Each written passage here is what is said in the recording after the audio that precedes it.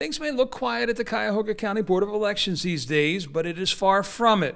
They have already added 30 temporary workers to process the vote-by-mail applications that have been coming in at a record pace. We already have just over 100,000 vote-by-mail applications processed and have another 25,000 sitting in our warehouse on backlog that we're working through. So when you go back 4 years ago, a comparable, you got a couple thousand at this point. And those two numbers combined total more than half of the number of vote-by-mail requests they've received in all of 2016. Right now, countywide, 12% of all voters have requested absentee ballots, but a deeper look shows 4 communities where that number is nearly double that: Orange, Pepper Pike, Shaker Heights, and Beachwood. And this is without even the Secretary of State sending out his application yet, that will be hitting mailboxes within the next couple weeks. 70% of Cuyahoga County voters are nonpartisan, 22% are registered Democrats, and 8% Republicans.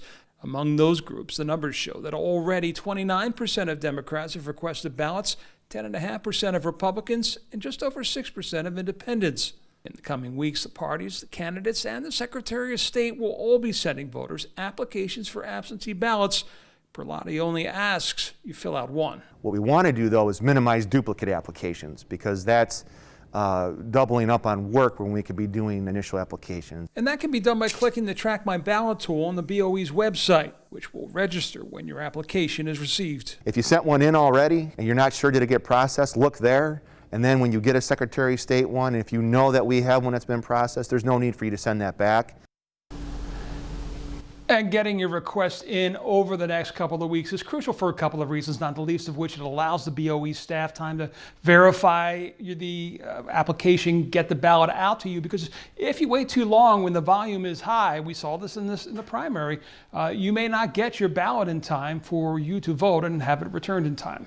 All right, John, what about on Election Day? How are they going to be able to count all of those mail-in ballots? Yeah, no, that's really an issue for states like Pennsylvania is dealing with this right now, because their law says they can't open the ballot application letters that the ballots come back in until the day of election. Here in Ohio, they're allowed to open those envelopes.